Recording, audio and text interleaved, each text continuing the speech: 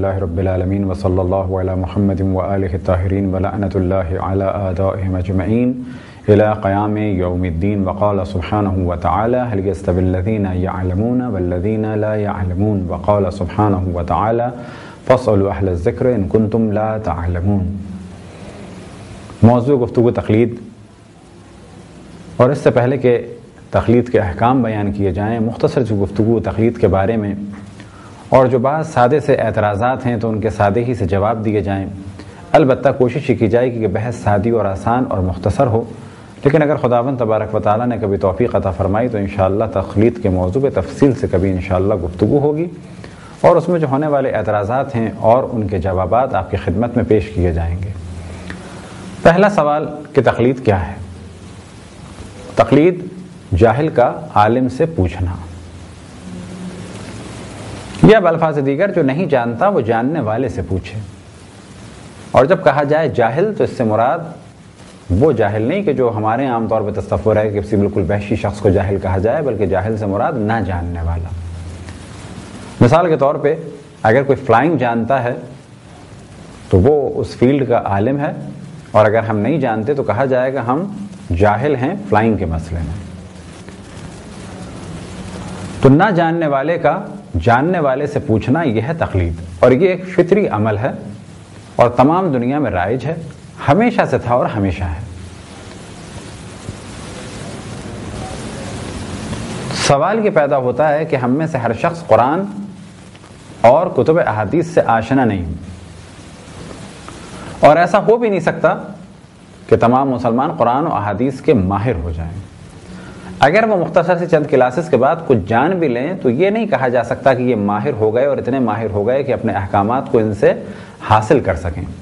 البتہ احکام حاصل کرنے کے معنی یہ نہیں ہے کہ ایک آیت کا ترجمہ حاصل کر لیا اور اس کے بعد اپنی عقل لڑا دی، روایتوں کو دیکھا نہیں، یا ایک روایت کو دیکھا باقی روایات کو دیکھا نہیں، کیونکہ سوال یہ کیا جائے گا کہ ایک روایت کو آپ نے دیکھ لیا، باقی روایات کو بھی دیکھتے، اور اگر آپ نے کسی روایت کو قبول کیا تو آپ نے کیوں قبول کیا؟ کیا آپ کو معلوم ہے کہ اسے قبول کرنا چاہیے تھا؟ اور اگر آپ نے اس کو قبول نہیں کیا تو کیوں اس کو رد کیا؟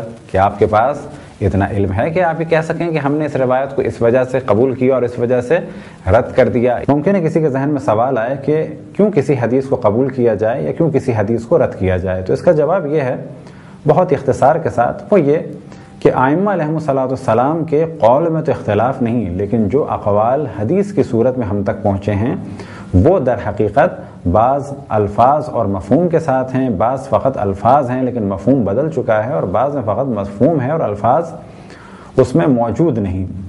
مثال کے طور پہ اگر ایک واقعہ ہو تو اسے، یا اگر کسی کا جملہ ہے تو کچھ لوگ اسے نقل کریں گے الفاظ کے ساتھ اور ساتھ میں اسی مفہوم کے ساتھ، کچھ ممکن ہے کہ فقط الفاظ نقل کریں لیکن مفہوم بدل جائے، اور کچھ ممکن ہے کہ مفہوم کو نقل کریں اپنے الفاظ میں۔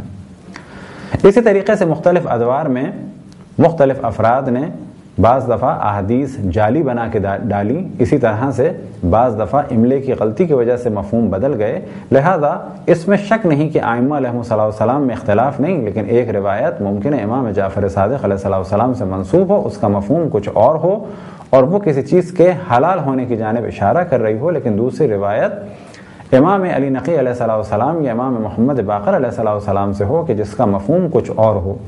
اب اس میں شک نہیں کہ امام میں آپس میں کوئی اختلاف نہیں، لیکن جو روایتیں ہم تک پہنچی ہیں ان میں اختلاف ہے، ان میں سے کون سی روایت کو قبول کیا جائے، کون سی روایت کو قبول نہیں کیا جائے، اور اگر ایک روایت تھی اور اس پر غیبت کبریٰ کے ابتدائی دور سے لے کے اب تک عمل نہیں ہوا تو اس کے معنی یہ ہیں کہ روایت تو تھی لیکن عمل کے قابل نہیں تھی۔ کیا مراد کہ عمل کے قابل نہیں تھی؟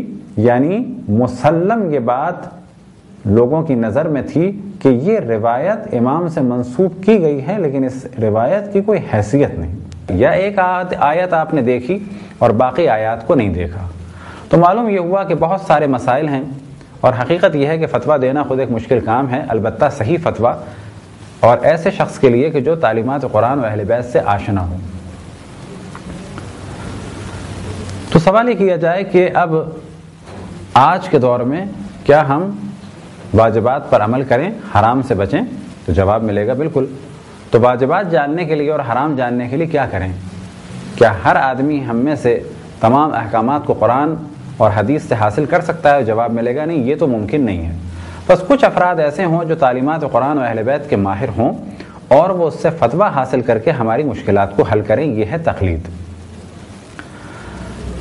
اگلے مرحلے میں اسی گفتگو کو ایک اور مثال کے ساتھ پیش کرتے ہیں کہ فرض کریں ابھی غیبت صغریٰ ختم ہوئی اور غیبت کبریٰ شروع ہو گئی، کیا ہم پر لازم ہے کوئی کام کریں؟ کیا ہم پر لازم ہے کچھ چیزوں سے بچیں؟ کس عمل کو کس طریقے سے انجام دینا ہے، کس طرح سے سمجھیں اسے؟ کیا ہم میں سے ہر شخص تعلیمات قرآن و اہل بیت کا ماہر ہو سکتا ہے؟ جواب ملے گا نہیں۔ بس اب کیا کریں اس وقت؟ کسی کافر سے مسائل پوچھیں یا کسی غیر شیعہ سے؟ تو جواب ملے گا کہ نہ کسی کافر سے، یعنی عیسائی ہو، یہودی ہو، سکھ ہو یا کنفیوشس ہو یا بدھسٹ ہو، اور نہ کسی غیر شیعہ سے، چاہے وہ مسلمانوں میں کوئی بھی فرقہ ہو۔ ہمیں اگر پوچھنا ہے تو شیعہ سے پوچھنا ہے۔ اب سوال ہو کیا کسی جاہل شیعہ سے؟ کہا جائے گا نہیں، ایسا شیعہ جو عالم ہو۔ عالم سے کیا مراد؟ کوئی پائلٹ ہو شیعہ؟ تو جواب ملے گا نہیں، کیونکہ موضوع حرام و حلال کا ہے، تو جہاں سے حرام و حلال کو سمجھا جا سکے وہ تعلیمات قرآن و اہل بیت ہوں، وہ ماہر ہو تعلیمات قرآن اور اہل بیت کا، یعنی ایک عالم دین جو دلائل سے احکام خداوند تبارک و تعالیٰ کو استنباط کر سکتا ہو، یعنی کتاب خدا اور تعلیمات اہل بیت علیہم السلام سے، روایات رسول اللہ صلی اللہ علیہ وسلم اور روایات اہل بیت علیہم السلام سے احکام کو حاصل کر سکتا ہو، اور ساتھ ہی اجماع و عقل۔ تو کیا ہر شخص کام کر سکتا ہے؟ جواب ملے گا نہیں۔ اب اگر بہت سارے ایسے افراد ہوں تو ان میں سے کس سے پوچھیں؟ تو جواب ملے گا عقل کہتی ہے جو سب سے زیادہ علم رکھتا ہو اس سے پوچھا جائے۔ اگر یہ فاسق ہو اس سے پوچھیں، یا عادل ہو تو کہا کہ جائے گا عادل ہو، کیونکہ فاسق جب اللہ کے حکم پر عمل ہی نہیں کرتا تو اس کی بات کی حیثیت کیا ہے؟ ممکن ہے وہ فتویٰ دینے میں بھی کوئی غلط بیانی کرے یا دین کے معاملے میں کوئی حرام کام کرے، بس عقل یہ کہتی ہے کہ عادل سے مسائل پوچھے جائیں، کیونکہ جو اللہ کی اطاعت کرتا ہو وہ بہتر ہے اس میں، اور ضروری ہے کہ اس سے مسائل حاصل کیے جائیں۔ کیوں؟ کیونکہ وہ اللہ کا مطیع و فرما بردار ہے۔ تو معلوم یہ ہوا کہ غیبت کا زمانہ اگر ابھی شروع ہوا ہے تو ہمارے پاس اس کے علاوہ کوئی چارہ نہیں، اور عقل بھی یہی کہتی ہے کہ ہمیں بالآخر سوال تو کرنا ہے۔ اب اگر ہم عمل کرنا چاہیں تو کیا کریں؟ کسی سے سوال کریں۔ کس سے سوال کریں؟ کسی غیر مسلم سے کہا جائے گا نہیں، مسلمان سے۔ مسلمانوں میں غیر شیعہ سے کہا جائے گا نہیں، بس ایک شیعہ ہو، عادل ہو، عالم ہو، بلکہ سب سے زیادہ اپنے زمانے کے علماء میں علم رکھتا ہو۔ اب یہ سوال کیا جاتا ہے کہ کیسے پتہ چلے کہ عالم کون ہے، اور پہلے تو ایک عالم ہوتا تھا؟ تو یاد رکھیں بعض دفعہ کسی ایک شخص کی اتنی شہرت ہو جاتی ہے کہ تقریباً اکثریت یہ کہتی ہے کہ بھئی یہی عالم ہے۔ مثال کے طور پہ آغا برجردی کا دور یا آغا حکیم کا دور، بعد میں ایسا نہیں تھا۔ البتہ خود آغا حکیم کے دور میں بھی بعض مقلد تھے آغا خوئی کے، اور بعض مقلد تھے آغا احمد خوانساری کے۔ ہمارے یہاں انڈیا پاکستان میں ان کی زیادہ شہرت تھی، تو ہم یہ سمجھتے تھے کہ فقط وہ ایک ہی تھے، جبکہ ہر دور میں الحمدللہ ہمارے یہاں بہت سارے مجتہد اور مراجع رہے ہیں۔ یہ ذہن میں آنا کہ جی پہلے تو ایک ہی ہوتے تھے، ایسا نہیں ہے، یا یہ ذہن میں آنا کہ ایک ہی ہونے چاہیے، ایسا بھی ضروری نہیں ہے۔ شکر کرنا چاہیے خداوند تبارک و تعالیٰ کا کہ ہمارے یہاں علم اتنا زیادہ ہے کہ بہت سارے ایسے افراد ہیں جو صاحب فتویٰ ہیں، فتویٰ دے سکتے ہیں، مجتہد ہیں، اور بہت سارے ایسے افراد ہیں جو مشہور ہیں عالمیت کے عنوان سے۔ عالمیت کے کیا معنی ہے؟ عالمیت کے معنی ہے جو اپنے زمانے میں سب سے زیادہ علم رکھتا ہو۔ کس شعبے میں؟ اصول اور فقہ میں، یعنی حکم خدا کو حاصل کرنے میں سب سے زیادہ مہارت رکھتا ہو۔ کیسے پتہ چلے گا اس کا؟ تو اس کے پتہ چلنے کی جو روش ہے وہ یہ کہ یا تو انسان کو خود یقین ہو، یا دو عادل گواہوں سے گواہی لے لے کہ کیا آپ کی نظر میں یہ سب سے زیادہ علم رکھتے ہیں، بشرط یہ کہ دو عادل مرد گواہی ان کی عالمیت کے برخلاف نہ دیں، یہ نہ کہیں کہ ہاں یہ عالم نہیں ہے، اور دو نے کہہ دیا آپ یقین کر لیں، یا یہ کہ بہت سارے لوگوں کے درمیان ایک شہرت ہو کہ بھئی اس وقت تو عالم ہی ہے۔ سوال کیا جائے کہ فزکس یا کیمسٹری کے بارے میں اگر مختلف پروفیسر سے پوچھا جائے کہ آپ کے خیال میں ان 4 پروفیسرز میں سے کون زیادہ علم رکھتا ہے، مثال کے طور پہ اگر سوال کیا جائے کہ یہ جو چند مشہور پروفیسرز ہیں ان کے درمیان کون زیادہ علم رکھتا ہے آپ کے خیال میں، آئنسٹائن یا عبدالسلام یا عبدالقدیر یا اسٹیفن ہاکنگ، تو ممکن ہے کچھ لوگ کہیں عبدالسلام، کچھ لوگ کہیں اسٹیفن ہاکنگ، کچھ لوگ کہیں آئنسٹائن، کچھ لوگ کہیں عبدالقدیر. تو کہا جائے گا کہ یہ عالم ہیں چند لوگوں کی نظر میں. اب یہ کون ڈکلیئر کرے گا کہ کون عالم ہے؟ کہا جائے گا وہ جو اس فیلڈ کا خود ماہر ہو. فزکس کی عالمیت کو کوئی 9th کلاس پاس کر کے نہیں کہہ سکتا کہ میری نظر میں عبدالقدیر یا عبدالسلام یا آئنسٹائن جو ہیں وہ عالم ہے. کہا جائے گا ایسا آدمی نہیں جو 9th اور 10th پڑھا ہوا ہو یا فرسٹ ایئر سیکنڈ ایئر یا BSc پڑھا ہوا یا MSc. کہا جائے گا ایسا ہو ڈاکٹریٹ کیا ہوا ہو، اس کے تھیسس چلتے ہوں، مختلف کانفرنسز میں خدمت جا کے اپنی علمی خدمات انجام دیتا ہو، ایک بلند درجے پہ فائز ہو، اس کی بات میں کوئی وزن ہو، ایک محقق ہو، ایک اسکالر ہو. تو کہا جائے گا کہ ہاں یہ کہہ رہا ہے کسی کو کہ یہ سب سے زیادہ علم رکھتا ہے، تو چلو واقعی یہ ہے اس مقام کا جو سمجھ سکے کہ فزکس کیا ہے اور فزکس میں سب سے زیادہ ماہر کون ہے. بالکل ایسے ہی ہر دور میں چند افراد مجتہدین ایسے ہوتے ہیں کہ جو یہ گواہی دیتے ہیں کہ ہماری نظر میں اس پر سب سے زیادہ علم یہ رکھتے ہیں. مثال کے طور پہ کچھ کی نظر میں کوئی عالم اور کچھ کی نظر میں کوئی دوسرا شخص عالم. تو یہاں تک گفتگو ہوئی کہ غیبت کے زمانے میں بالآخر عمل تو کرنا ہے. کیا ہر شخص کے لیے ممکن ہے کہ ہر فیلڈ کا ماہر ہو جائے؟ تو یاد رکھیں علم زیادہ ہیں اور انسان کا وقت کم ہے. اور عقل یہ حکم دیتی ہے کہ اگر میڈیکل کا مسئلہ ہے کسی ڈاکٹر سے پوچھو، کنسٹرکشن کا مسئلہ ہے کسی سول انجینئر سے پوچھو، کمپیوٹر کا مسئلہ ہے تو کسی کمپیوٹر انجینئر سے پوچھو، ہارڈ ویئر کا مسئلہ ہے تو کمپیوٹر ہارڈ ویئر کے ماہر سے پوچھو، اور اگر سافٹ ویئر کا مسئلہ ہے تو کمپیوٹر سافٹ ویئر کے انجینئر سے پوچھو. ایسا نہیں ہو سکتا کہ ہم یہ کہیں کہ ہم ہر فیلڈ میں مہارت حاصل کریں گے اور آگے بڑھیں گے، کیونکہ اگر ایسا تصور کر بھی لیا جائے تو کچھ ہی دن میں علوم انسانی بالکل ختم ہو کے رہ جائیں گے، کیونکہ ہر شخص ہر علم کو حاصل نہیں کر سکتا. بالکل ایسے ہی ہر شخص علم دین کا بھی ماہر نہیں ہو سکتا. اب وہ اپنے مسائل حل کرنے کے لیے کیا کرے؟ تو کہا جائے گا وہ ایک ایسے شخص سے کہ جو تعلیمات قرآن و اہل بیت کا آشنا ہو، حکم خداوند تبارک و تعالیٰ کو دلائل کے ساتھ حاصل کر سکے، اس کی تقلید کی جائے. البتہ اگر اس کی عالمیت کا یقین یا ایک گمان محسوس یہ ہو رہا ہو بعض لوگوں کی گواہی سے کہ ہاں یہ عالم ہے، تو یہ ایک عقلی سا حکم ہے. کچھ لوگ اس قسم کے نظریات پھیلا رہے ہیں کہ ہمیں تقلید کی کیا ضرورت ہے، انسان تقلید کرے مولا علی کی، انسان تقلید کرے حضرت عباس کی. تو کہا جائے کہ اگر آپ مولا علی سے سوال پوچھ سکتے ہیں اور وہ آپ کے جوابات دیتے ہیں کہ فلانی بینکنگ کا کیا حکم ہے، فلانی بینکنگ کا کیا حکم ہے، انشورنس کا کیا حکم ہے، ٹیسٹ بیبی کا کیا حکم ہے، اگر وہ آپ کو یہ جوابات دے رہے ہیں، آپ کا کوئی تعلق ہے اور حقیقت یہ ہے کہ آپ کا تعلق نہیں ہے، تو پھر تو یہ بات ہی بیکار ہے. لیکن اگر کسی کو واقعاً مل جائیں وہ، تو بلا شک ان سے بہتر کوئی نہیں ہے. لیکن ایسا نہیں ہے کہ لوگ جا کے مولا علی کے ذریعے سے سوال کرتے ہوں، کوئی لے کے آئے اور یہ بتائے کہ واقعاً میں سوال کرتا ہوں ان سے. تو اتنی بات تو واضح ہوئی کہ معصوم کی تقلید اس طرح سے ایسے آج کل کہا جائے نہیں ہو سکتی. اب کیا کیا جائے؟ تو کچھ نے کہا کہ خود قرآن پڑھا جائے، خود حدیث کو پڑھا جائے اور جواب نکالا جائے. تو کہا جائے گا یہ بات تو بظاہر بڑی آئیڈیل سی ہے کہ ہر آدمی قرآن و سنت کا ماہر ہو جائے، قرآن و تعلیمات اہل بیت کا ماہر ہو جائے، لیکن کیا واقعی یہ پاسبل ہے کہ ہر آدمی اس طرح کے کام کو انجام دے سکتا ہے کہ تعلیمات قرآن و اہل بیت پکڑے اور خود ایک نتیجہ نکالے اور استنباط کرے اور فتویٰ دے؟ یہ پاسبل نہیں ہے. لہذا ایک دو ایسے نوجوان کہ جو پیروکار تھے یا طرفدار تھے کہ ایسے شخص کے جو کراچی میں اس قسم کے نظریات پھیلا رہا ہے مختلف کتابوں کے ذریعے، البتہ خود وہ عربی کا بھی ماہر نہیں، فارسی کا بھی ماہر نہیں، قرآن کو بھی سمجھتا ہے ترجمے کے ذریعے، احادیث کو سمجھتا ہے ان کتابوں کے ذریعے جو اب تک ترجمہ ہوئی ہیں، اور وہ کتابیں جو ترجمہ نہیں ہوئی ان کو نہیں پڑھ سکتا. اس قسم کے تمام افراد در حقیقت دشمن کے آلہ کار ہیں. دشمن کیوں انہیں استعمال کر رہا ہے، انشاءاللہ اگر موقع ملا تو اس کو ڈسکس کیا جائے گا. تو ہم نے نوجوانوں سے یہی کہا کہ آپ اگر کچھ کرنا چاہیں تو کیا کرتے ہیں کہ آپ قرآن و حدیث کے ماہر ہیں؟ تو کہنے لگے نہیں. تو ہم نے کہا اگر آپ کو مسئلہ پیش آتا ہے تو آپ کیا کرتے ہیں؟ کہنے لگے ہم ان سے پوچھتے ہیں. تو ہم نے کہا یہی تقلید ہے جو آپ ان سے پوچھ رہے ہیں. وہ جو آپ کو اپنی رائے دے رہے ہیں در حقیقت فتویٰ دے رہے ہیں. فرق اتنا ہے کہ ہم یہ کہتے ہیں کہ ایسے سے حرام و حلال پوچھا جائے کہ جس کے بارے میں ایک شہرت ہو کہ شیعوں میں سب سے زیادہ علم اس کے پاس ہے، اور آپ ایسے سے فتویٰ لے رہے ہیں کہ جس کے بارے میں یقین ہے کہ جاہل ترین لوگوں میں سے ہے.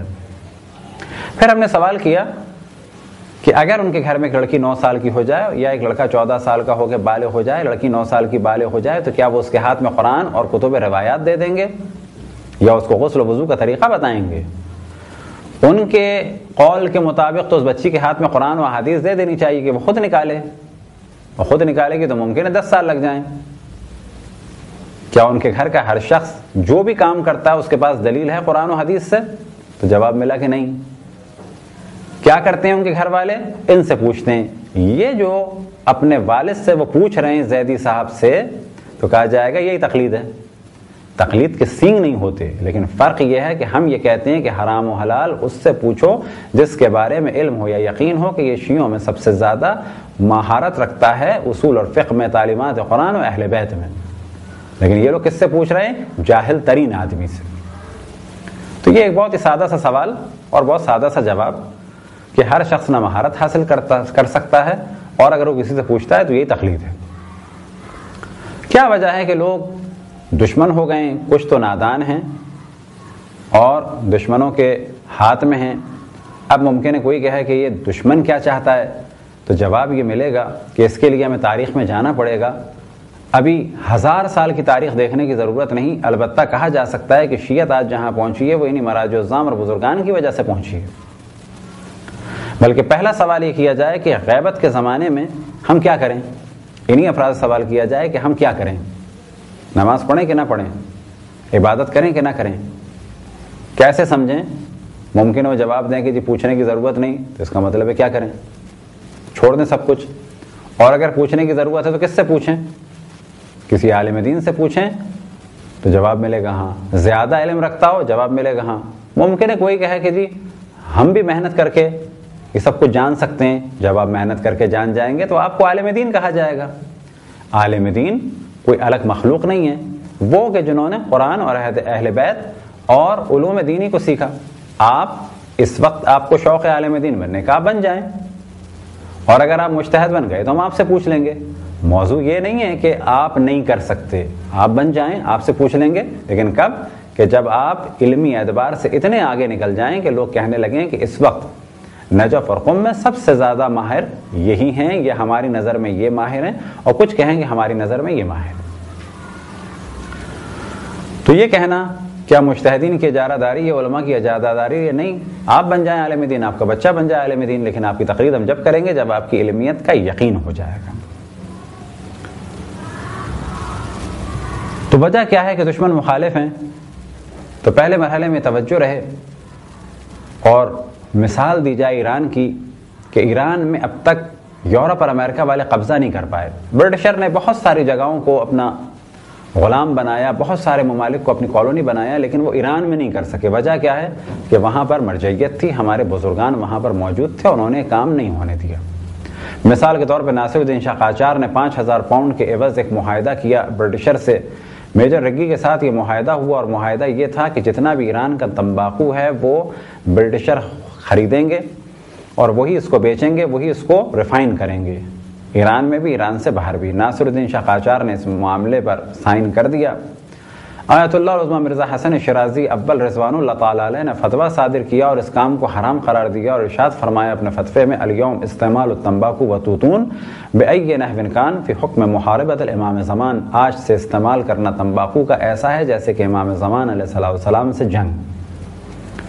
جیسے یہ فتویٰ صادر ہوا تو لوگوں نے تمباکو کی خرید و فروخت چھوڑ دی، یہاں تک کہ ناصر الدین شاہ قاجار کے محل میں جب اس نے صبح کو سوال کیا اپنے خادموں سے اور کہا کہ حقے لے کے آؤ، تو جواب ملا کہ حقے توڑ دیے گئے۔ تو اس نے پوچھا کس کے حکم سے؟ تو جواب ملا آپ کی والدہ اور آپ کی زوجہ کے حکم سے۔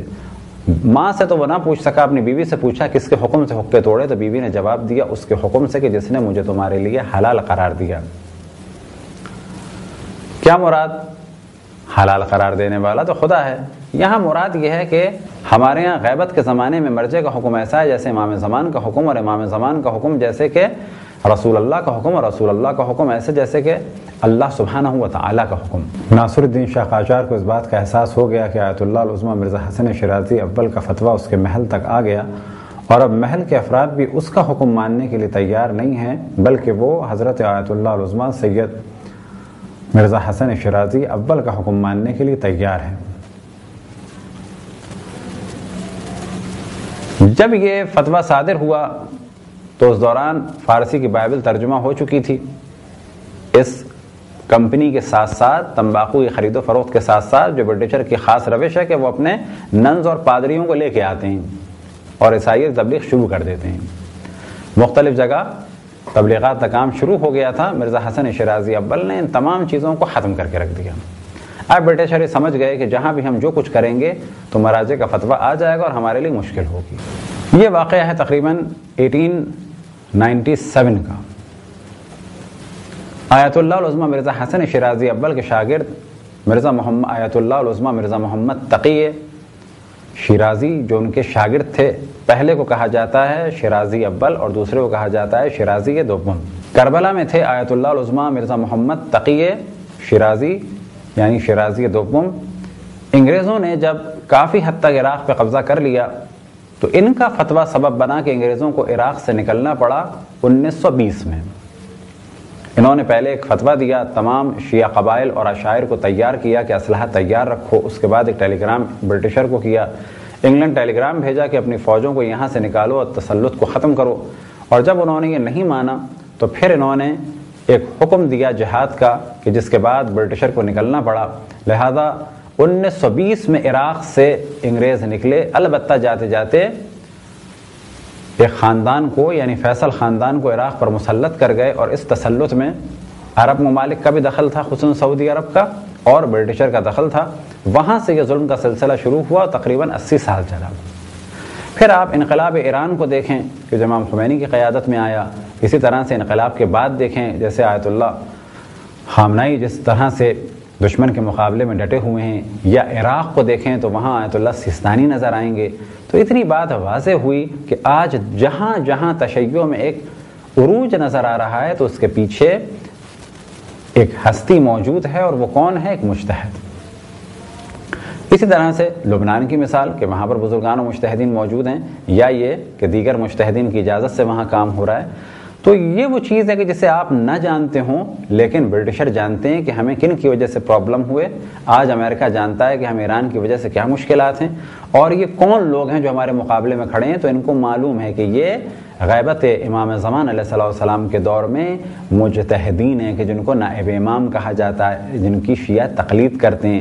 لہذا ان کی طاقت کو ختم کرنے کے لیے ہمارے یہاں کچھ لوگ خریدے گئے کہ افسوس کے ساتھ کہا جا سکتا ہے کہ جو ممبر امام حسین پر بیٹھ کر مراجع کی توہین کریں یا یہ کہیں کہ ہم اجتہاد کو نہیں مانتے، ہمیں علماء نہیں چاہیے، ہمیں مراجع نہیں چاہیے. تو یہ ایک مختصر سی گفتگو تھی تقلید کے بارے میں.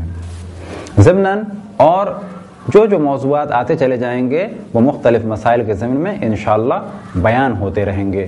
وصلی اللہ علی محمد وآلہ الطاہرین.